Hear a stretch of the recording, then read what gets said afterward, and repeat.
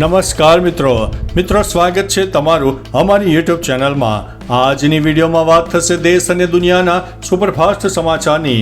સૌપ્રથમ વાત કરીએ તો ભૂકંપનો ફાયદો ઉઠાવીને જેલમાંથી 216 કેદીઓ ભાગી ગયા છે। મોડી રાત્રે હળવા ભૂકંપના આંચકાને કારણે થયેલી અંધાધૂંધી વચ્ચે પાકિસ્તાનના કરાચીમાં આવેલી મારિલ જિલ્લા જેલમાંથી 216 કેદીઓ ભાગી ગયા છે। જો કે આ ઘટના પછી પોલીસ અને અર્ધલશ્કરી દળોની મોટી ટુકડી થોડી વારમાં જેલમાં પહોંચી અને નજીકની વસાહતો, હાઈવે અને ગામડાઓને સીલ કરી દીધા। 216 કેદીઓમાંથી 80 કેદીઓ પકડાઈ ગયા છે, જ્યારે એકનું મોત થયું છે, અન્યની શોધ ચાલી રહી છે। મિત્રો, અન્ય મહત્વના સમાચારની વાત કરીએ તો હાઈકોર્ટે કમલ હાસનને ફટકાર લગાવી છે। અભિનેતા કમલ હાસનને કર્ણાટક હાઈકોર્ટે ફટકાર લગાવી છે। કન્નડ ભાષા વિવાદ કેસમાં કોર્ટે કહ્યું છે કે અભિવ્યક્તિની સ્વતંત્રતાનો અર્થ એ નથી કે તમે કંઈ પણ કહી શકો, તમે જનતાની લાગણીઓને ઠેસ પહોંચાડી ન શકો। કમલે આ બાબતે માફી માંગવાનો ઇનકાર કર્યો હતો। કોર્ટે કહ્યું છે કે હવે અમે તે તમારા પર છોડી રહ્યા છીએ। જો તમને કોઈ દુઃખ પહોંચાડતું હોય તો માફી માંગો। હાસને કહ્યું છે કે કન્નડ ભાષાનો જન્મ તમિલમાંથી થયો છે। મિત્રો, અન્ય મહત્વના સમાચારની વાત કરીએ તો કોરોના વિશે વેંગાની ડરામણી આગાહી સામે આવી છે। ભારતમાં એકવાર ફરીથી કોરોના ફેલાયો છે। આ સમયે સોશિયલ મીડિયા પર ફરી એકવાર નામ વાયરલ થઈ રહ્યું છે, જેનું નામ છે રિયો તાતુસ્કી। લોકો તેમને જાપાની બાબા વેંગા તરીકે ઓળખે છે। 1999માં પ્રકાશિત તેમના પુસ્તક the future as I see ઇટમાં ઉલ્લેખ કરાયો છે કે 2020માં એક ખતરનાક વાયરસ આવશે। એપ્રિલમાં તેની ટોપ પર પહોંચી જશે અને 10 વર્ષમાં વધુ ઘાતક અને વિનાશક અસરો પછી પાછો ફરશે। આવી સ્થિતિમાં લોકો ચોંકી ગયા છે। મિત્રો, અન્ય મહત્વના સમાચારની વાત કરીએ તો રાજકોટ પોલીસ વડાને થયો છે કોરોના। રાજ્યમાં કોરોનાએ ભરડો લીધો છે। દિવસે ને દિવસે કોરોનાના કેસમાં ઉમેરો થયો છે। હવે રાજકોટ જિલ્લા પોલીસ વડા હિમકરસિંહ કોરોના રિપોર્ટ પોઝિટિવ આવ્યો છે। જિલ્લા પોલીસ વડા હિમકરસિંહ કોરોના પોઝિટિવ આવતા તેઓ હાલમાં આઇસોલેટ થઈને કોરોનાની સારવાર લઈ રહ્યા છે। રાજકોટમાં પણ દિવસે ને દિવસે કોરોના લોકોને શિકાર બનાવી રહ્યો છે। ખાસ કે શહેરમાં વધુ 8 પોઝિટિવ કેસ નોંધાયા છે। હિમકરસિંહની તબિયત હાલ સ્વસ્થ છે। મિત્રો, અન્ય મહત્વના સમાચારની વાત કરીએ તો કૌભાંડીના જામીન મંજૂર થયા છે। ₹6000 કરોડનું ફૂલેકું ફેરવનાર આરોપી ભૂપેન્દ્રસિંહ ઝાલાને જામીન મળી ગયા છે। ઝાલાને ગ્રામ્ય કોર્ટમાંથી રાહત મળી છે। ગ્રામ્ય સેશન કોર્ટે ભૂપેન્દ્રસિંહ ઝાલાને જામીન આપ્યા છે, કારણ કે ઝાલાને હજુ પણ જેલમાં રહેવું પડે તેમ છે, કારણ કે CID ક્રાઇમની મુખ્ય ફરિયાદોમાં ઝાલાને હજુ સુધી જામીન મળ્યા નથી। મિત્રો, અન્ય મહત્વના સમાચારની વાત કરીએ તો કૂતરું કરડ્યું તો માલિક સામે FIR દાખલ। તાજેતરમાં અમદાવાદ અને રાજકોટમાં કૂતરાના આતંકની ઘટનાઓ સામે આવી છે। તેવામાં હવે અમદાવાદ મણિનગરમાં 15 વર્ષની સગીરાને પાલતુ કૂતરાએ બચકું ભરી લેતા તેને હોસ્પિટલમાં ખસેડવાની ફરજ પડી। અમદાવાદના પાર્ક એમ્પાયર નામના ફ્લેટમાં આ ઘટના બની હતી। અત્યારે કૂતરાના માલિક સામે મણિનગર પોલીસ સ્ટેશને ફરિયાદ દાખલ કરવામાં આવી છે।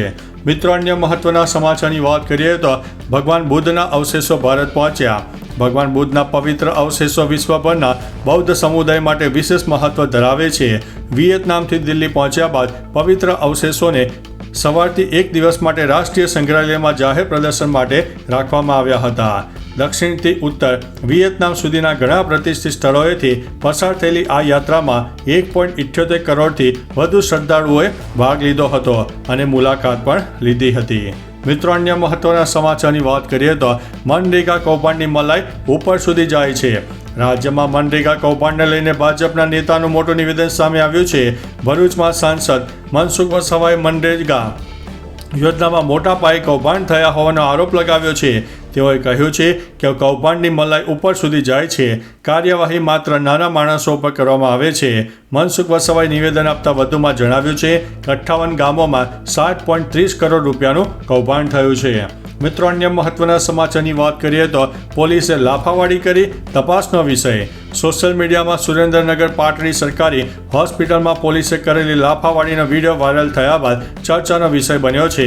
જેમાં મૃતકના સગાએ અહીં ડૉક્ટર હાજર નથી તેમ કહીને ઊંચા અવાજે બોલીને હોબાળો કરતા સમગ્ર મામલો બગડ્યો હતો। પોલીસે મૃતકના સગા સાથે લાફાવાડી કરી હોવાનો વિડીયો વાયરલ થયા બાદ તપાસનો વિષય બન્યો છે। પોલીસે મૃતકના સગા પર નશામાં હોવાનો આરોપ લગાવ્યો છે। મિત્રો, અન્ય મહત્વના સમાચારની વાત કરીએ તો હિંમતનગરમાં વીજ પુરવઠો 7 કલાકથી બંધ।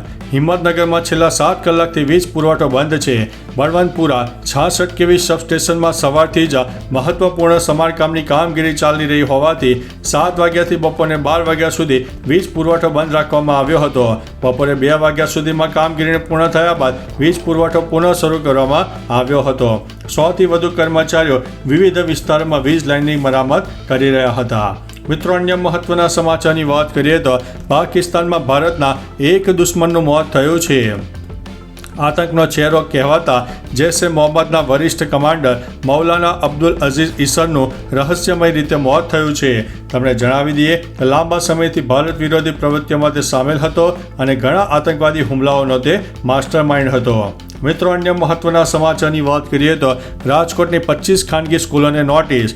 રાજકોટના ડીઈઓ અને 25 ખાનગી શાળાઓને નોટિસ ફટકારી છે. ફાયર સેફટી, વેકેશનમાં શૈક્ષણિક કાર્ય ચાલુ રાખવો અને ચોક્કસ જગ્યાએથી સ્ટેશનરી અને યુનિફોર્મ ખરીદવા દબાણ સહિતના મુદ્દે કાર્યવાહી કરવામાં આવી હતી. સ્કૂલો દ્વારા યોગ્ય ખુલાસો કરવામાં નહીં આવે તો નિયમ મુજબ કાર્યવાહી કરવાનું ઇન્ચાર્જ જિલ્લા શિક્ષણ અધિકારીએ જણાવ્યું છે. વાલી મંડળની રજૂઆત હતી કે સ્કૂલ ચોક્કસ જગ્યાએથી સ્ટેશનરી અને યુનિફોર્મ સહિતની ખરીદી કરવાનું કહી રહ્યું છે. તો ચાલો મિત્રો, ફરીથી દેશ અને દુનિયાના સુપરફાસ્ટ સમાચાર લઈને મળતા રહીશો. ત્યાં સુધી અમને રજા આપશો. નમસ્તે.